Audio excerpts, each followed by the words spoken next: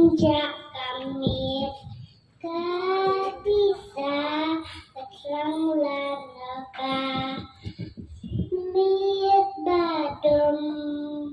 kan syai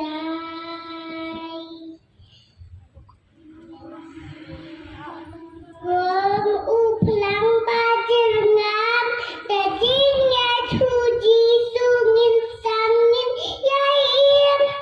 lakalin kajuak nintiang langi oh lakat maka kat maka kajur yang banyale langit basya lendat kikmatani uyang nama jambi dan unang yale ngabenta jambi langit langit